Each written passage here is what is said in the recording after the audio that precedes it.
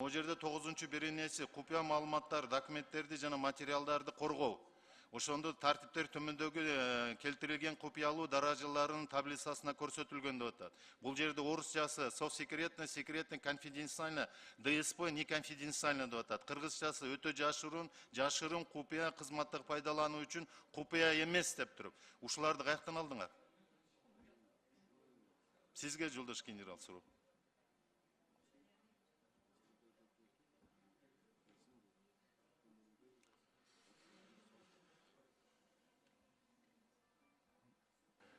Урматтуу Москвадагы мекендештер, эгерде сиздерге Москвадан Казакстанга кирди чыкты кызматы керек болсо, Заир деген жигитти өзүнүн айдоочулар жамааты менен сунуштайбыз. Телефон номуруна азыр чалыңыздар. +7 926 421 1605. Бул жамааттын кызматтагы унаалары жалаң Toyota Alphard үлгүсүндөгү унаалар. Унаалардын техникалык абалы, ал эме салондогу ички тазалыгы айдоочулардын тажрыйбасы дагы эң мыкты абалда. Бул жамаатты пайдаланып, Казакстанга, чек арага чыгып кирсеңиздер болот. Кызматыңыздарда байланышыңыздар. Рахмат, урматтуу төрага, саламатсыздарбы урматтуу кесиптештер. Жолдош генерал, мына сиздер азыр алып келип атасыздар да. Коргоо өнөрү жайы жаатында кызматташуу жөнүндө макулдашуунун күчүнө кириши боюнча Кыргыз Республикасы тарабынан ички мамлекет жолжоолорго алып келиш үчүн ратификацияга түрк тарап менен жанагы кол коюлган. Бул жерде сиз өзүңүздүн баяндамаңызда да айттыңыз, могу жерде мыйзамдын максаты жана милдетинде көрсөтүлүп атат да, күч түзүмдөрүнө зарыл болгон коргонуу өнөр жайынын продукцияларынын жана кызмат көрсөтүүлөрдүн бардык түрлөрүн үчүнчү тарапка түз жеткирүү, иштеп чыгуу, өндүрүү жана сатуу. Такталып кетсеңиз, кайсыл жанагылар курал жарактарды бизде өндүрөбүз, түз жеткизебиз, үчүнчү, төртүнчү жактарга сатабыз. Эми бу жерден кыскача айтып кетсем, урматтуу депутат, жогорку кеңештин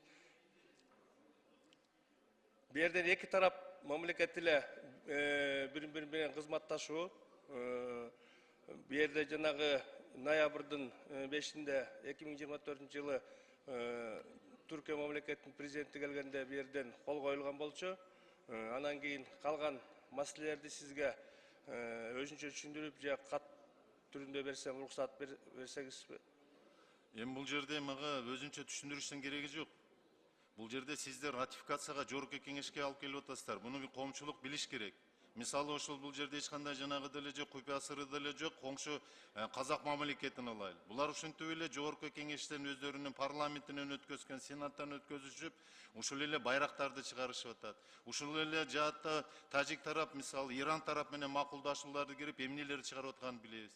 А биз эмнени чыгарабыз Кыргызстанда? Байрактарды чыгарабызбы, акинчини чыгарабызбы, же ошого снаряддарды, дрондорду, ракетабы, же самолет эмнени чыгарасыңар? Эми бу жерде болсо көп маселелер каралган. Анын ичинен биз азыр муну бүгүн самолет чыгарабыз же байрактар чыгарабыз деп айта албайбыз. Бу жерде пока ушу долбоорго кол коюлуп, соглашенияга ушу бойдон токтоп турат. Кийин сүйлөшүү аркасынан Түркия мамлекети бизге кандай жардам бере алат, или кандай бирденке өндүрүштөрдү чыгарабызбы деген соглашение дагы токтолуп, соглашениелер, договорлор кол коюлушат. Бул жерге сизчи ратификацияга алып келип атасыз. Ратификацияга келгенден кийин бардыгы уже көрсөтүлгөн макулдашууларда сиздер жана кылышыңыздар керек эле да. Ушуну тактасаңыздар жакшыраак болмок да. Бирок мен сиздин көңүлүңүз азыр ушул сиздердин алып келген мыйзамдын долбооруна көңүлүңүздү бурат элем. 9-берененин 1-пунктун окусаңыз.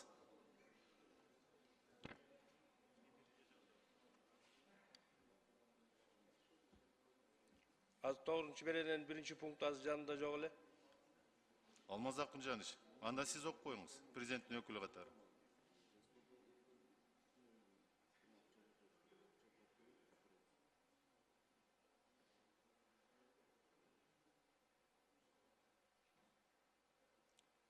Муну Алмаз Акунжаныч баяндамасы менен келишип атат. Мыйзамдын долбоорун ратификацияга алып келишип атат, колдорунда кагаздары жок, документтери. 9-берене 1-пунктун. 9 болгон 3 эле берген экен мыйзамдын долбоору өзү. Ошону айтып атасыз да. Мен енді сіздерді мына көрдіңіз Алмаз Акунжан, кайдыгербиз да. Могу жерде 9-чу беренеси купуя маалыматтар, документтерди жана материалдарды коргоо.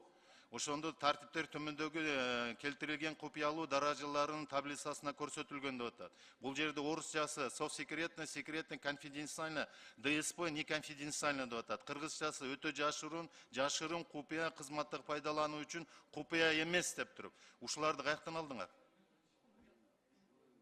Sizge Жолдош генерал суроо.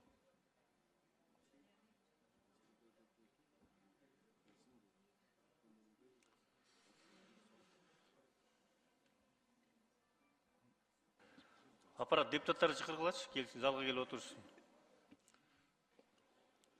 Берде болсор жанагы ошереки соглашенияны Турция мамлекетинин правительствосы менен биздин правительствонун ортогусундагы коргонуу өнөр жай тармагында өндүрүштү багытталган тармакта бири-бирибизге жардам беребиз деген мааниде кол коюлган болчу.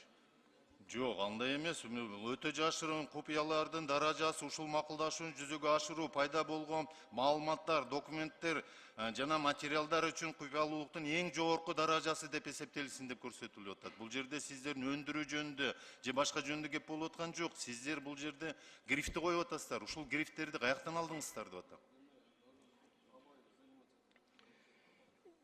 Бу жерде грифтердин баары тең ушу өкмөт тарабынан макулдашылып коюлган нерселер болчу. Мамлекет эмне өтүрүп алып эле ойлоп таап чыгара береби? Же бир мыйзамдык жанагылардын негизинде, укуктук ченемдик актылардын негизинде жазып келиш керек да буну, туурабы? Эми бу жерде оборонно промышленный комплекс иштеп аткандан кийин кандайдыр бир жашыруун сырлар болушу мүмкүн деген мааниде. Урматтуу Өмүрбек,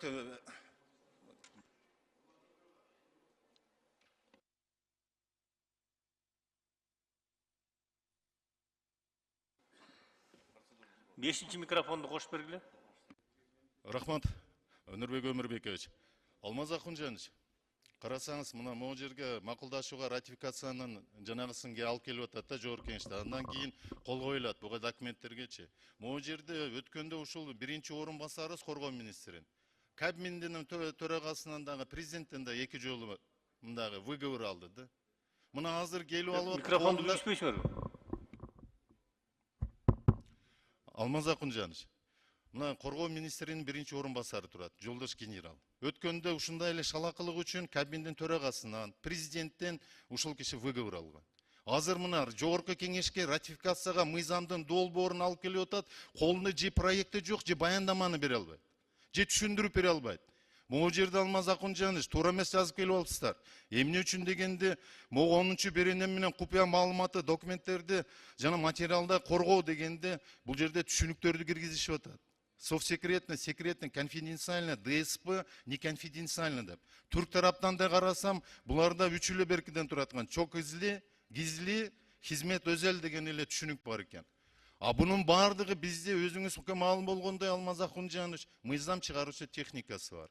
Укуктук ченемдик акты жөнүндө мыйзамдар бар. Ошол жерде жашыруун иш кагаздарды жүргүзүү деген документ бар.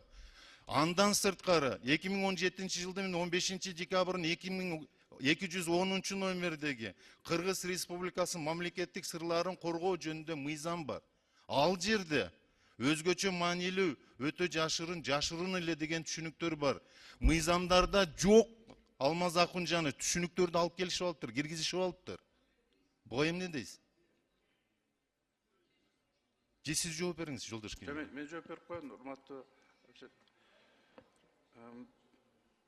Мен мына маселелер боюнча бул макулдашууларды өткөн экен тиешелүү комитеттерден 24-4 ноябрында, анан 18 ноябрда эл аралык иштер коргоо, коопсуздук жана миграция боюнча комитет менен макулдашылган. Анан сиз айтып аткан эмелерди алып чыктым азыр. Бүт эле эки тараптан уже кол коюлган баягы макулдашылып кол коюлуптур да уже. Анан кийин өзүңүз билесиз, кол койгондон кийин азыр ага комментарий берген мен үчүн бир аз башкача болуп калат го. Ошон үчүн Алмаз Анан кийин Акунжанович, сөз карайбыз. Алмаз Акунжанович, эки президентти жөн эле поставлять эте бербеңиздер да. Ошол жерде бизде юристтер отурат, Министерство обороны, же болбосо ошол Кабмин, Министерство юстиция, Министерство иностранных дел дегендер бар. Ошолор бардыгы муну баарын карап чыгыш керек эле. Бизде мыйзамда камтылбаган түшүнүктөрдү, кошумча түшүнүктөрдүн бардыгын киргизип алдыңыздар. Ошундай эле жагдай могу Түрк больницасы менен да болду. Өткөндө да айттым эле, бул жанагы туура келбей калат. Силер могу жерден бардык нерседен жанагы освобождаем от уплаты НДС, пошлин, таможенных сборов деп киргизип алдыңар. Бизде конституциялык мыйзамдар болду. ЧСте национальный безопасность коргоо министрлигине козготобуз, бошотобуз дегенбиз.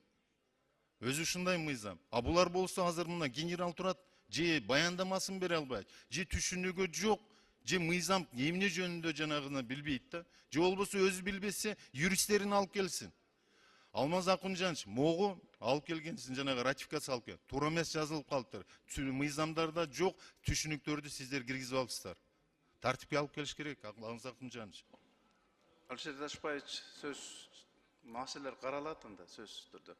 Рахмат. Азыр колдоп берсеңиздер, себеби бул колго коюлган, анан президенттин даражасында эки президент бакы Эрдоган келгенде макулдашылганда маселечи.